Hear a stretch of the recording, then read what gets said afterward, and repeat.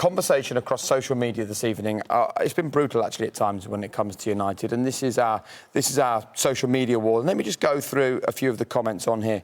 This one's from Jeff. You need to score in a UCL game and you take off the greatest player in the history of the competition. And substitutions is a hot topic at the moment. I'm sorry, but if Ollie doesn't learn how to make subs, we won't win anything. Who brings off Ronaldo and Bruno in the 72nd minute when we need a goal? You see that one there, in the 72nd minute, they're talking about they need a goal. Yeah. Ollie's not thinking like that. As a manager, I understand what he probably is thinking at that moment in time. 1-1, we're away in Europe. Always difficult, no matter where you go, whatever standard. In Europe, it's difficult to go away. On an artificial pitch, they're down to 10 men. We'll take a point. And that's what he was thinking. He wasn't about bringing players on or keeping players on to score goals. It was about seeing the game out. And listen, if he sees that game out, no one's talking about bad substitutions. But they didn't, though, did they? But it's the fact that it wasn't based on the team shape or the team performance. It was based on a single person's error of judgment. That's the difference. I mean, if it was a tactical situation where you go, that's the reason why they've lost the game today, because tactically they got that wrong. They didn't play well today when they had 11 men or when they had 10. But I wouldn't say that the substitutions was the reason why they didn't get a draw. Hindsight's a wonderful thing. If they draw that game, I think they come out unscathed. It's a difficult place to go. I remember going there with Tottenham and losing 3, and we had to turn it around in the home leg. It's a difficult place to go because you're not used to that kind of pitch, that kind of environment, and I think that contributed to also the sending off as well. But taking those players off, I think potentially leaving Ronaldo on might have been the right play, but taking Bruno off, I don't see a huge problem with that. But you said during the game it felt like United were struggling. They were clinging on. They were hoping for the best. And there was a lot of this conversation on social. See how Tuchel comfortably managed the second half with 10 men at Anfield compared to how Manchester United looks on the verge of conceding a goal in that second half against Young Boys. This comparison is a tricky one for Ollie. Yeah, well, we watched both games today. We watched Chelsea, a team that looked very confident. They understand how to navigate their way through difficult situations in matches. They went down to 10 men at Anfield and looked very comfortable. Man United, on the other hand, looked like a team that were hoping to get a result tonight when they went down to 10 men. That's the difference. And that comes again down to experience. That comes down to West Chelsea winning something that then brings confidence throughout that squad. That confidence is streaming through that squad. It's a very different place and time where they are in their development as a squad at the moment. And Man United are trying to get to that point. Is it experiencing the managers as well, though? Yeah. Tuchel being there and done it, and Solskjaer perhaps not. I'd say so, yeah, definitely. We were talking to Solskjaer before the Man United game, and he hit that nail on the head as well. He said, listen, out of the 4 English teams, Ole Gunnar Solskjaer, in terms of management, hasn't proved he can win at this level yet. All the others have. So that's a definite... But from where Man United were a couple of years ago to where they are now, he sometimes doesn't get the credit really that perhaps he deserves. You know, he's dragged them from nowhere really into title contenders now. Yeah. We're talking about polls there, possibly the... There won't be the credit though until there's the trophy, right? But he's done what he's been asked to do, I think, up until this point. Now it's D-Day. It's his squad, shaped by him, got the players at a wonderful transfer window just gone, bringing in winners, people that can change the culture of the football club. Now I think he'll be judged properly. And I think the remit now is, beforehand the remit's been to improve and get them to this point where they can contend. Now it's going on, now you've got to convert that to trophies. And if he doesn't, then his head will be on the chopping board like every other manager. It's amazing how fickle football is, though. You know, on the weekend against Newcastle, the place is bouncing. We've never seen Old Trafford like that for a long time. Great point. And then today, you know, on social media, we've delved into it. It's like he's a schoolboy manager. Yeah. It's crazy. Yeah, possibly because of this stat, and we'll have a look at the action in a second. But 13%, Man United have lost 7 of their 11 UEFA Champions League matches under Ole Gunnar Solskjaer.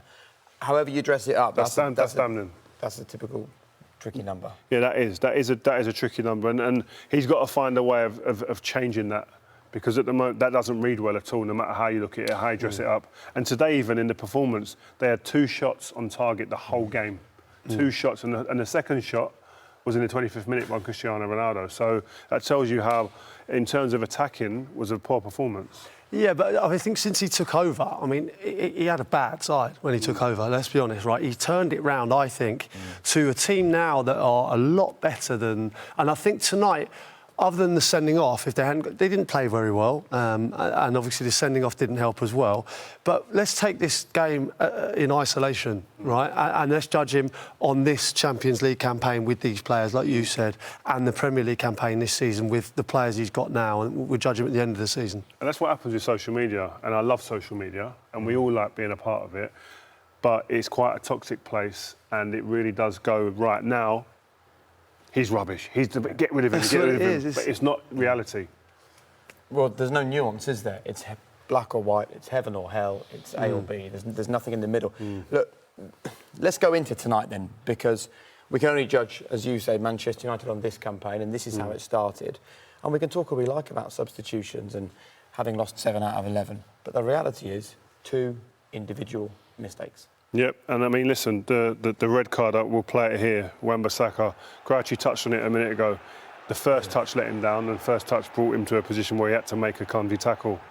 And in today's day and age, and it's unfortunately for Man United, it's a red card. It's a red card, but you know, I've been in that situation before. You know, when you have that bad touch and you try and lunge into, you panic. Tanganga on the weekend for Tottenham, very, very similar situation. When your touch gets away from you, try and make amends and just go too far. And it was a red card, and I think unfortunately that killed the game. And Man United is crazy, Crouch. We done the game. They started off so well, and you think, oh, it's that man again, Cristiano Ronaldo. But the goal, I mean, Ronaldo's part wasn't even the best part. It was Bruno Fernandes's part in this goal. It was just exquisite, the way that he executes this. But watch when the ball actually gets out to him, and you see it immediately. As the ball gets out to him and he takes a touch of the ball, his head is straight up, and keep your eyes on him. And we'll see a picture after this. But he's scanning this pitch to see where Cristiano is. Look at Cristiano. His eyes are on Bruno, and it's about timing. Where you're going to run. Crouch, I hated playing against you for this one reason. This is where you always... That's why I used to live at the back stick here. I was probably scored 1% of the goals that Ronaldo scored, but I was always lurking around this area. And do you know why? Because look at the defender, he just switches off, and that's Ronaldo's moment to make his move there. Head goes down, he's made his move, the defender's switched off, and he's on his own there. And then... Crouch, are you looking to hit a corner? Or are you looking to hit and it just hit the target? Yeah, that finished there. As the ball's come over there, as you can see, Cristiano's got his head down to try and punch it into the ground. Yeah. And I think it's just about good contact. And that's the thing, even with Ronaldo's goal on the Newcastle game, you know, the second goal, it's about getting a really good, strong contact, you know, on target, and he quite often scores got a lot of goals like that. But look at this here. Look at this here, Crouch. Look at the eyes on Bruno Fernandes. This is nice. He's searching, he's looking for Cristiano Ronaldo, and I love that. All he wants to do is look for his teammate there and find him, and the execution of the pass is just exquisite. That was playing with your head up, that, wasn't it? The eyes of Fernandes, unbelievable. But then obviously it all went wrong at the end. And listen, we can talk about tactics, we could talk about substitutions. As a manager, you can't, whatever you coach during the week, you can't legislate for this type of thing. It's just a mistake. I think the first one's giving the ball away easy. They'll be disappointed with that. Last seconds of the game, you want to retain possession. And that comes with experience again. But then when the ball comes to Jesse, it's almost like, what's he seeing there? And you think to yourself, do you play forward there? Do you try and turn out? Do you just hook it around the corner? He's back facing his own goal. And the problem is, he's shielded by the defender. Yeah, he's blocked, isn't he? He's blocked by the man in the blue shirt, in the white and blue shirt there. That's his defender, Harry Maguire. He probably can't see the young boys forward there because he's out of shot behind his captain. And that's where the mistake lies, I think. And he sneaks in there and goes in. And it's actually a lucky finish in the end. It is, it is. Do you know what? I hope that doesn't affect Jesse Lingard as well, because he's got himself back to a point now. He scored on Saturday, you know, he's playing really well. And just little things like that can affect his confidence. I know he's back playing for Manchester United now, and that's obviously where he wants to be. But giving that goal away and watching these celebrations must really hurt, you know.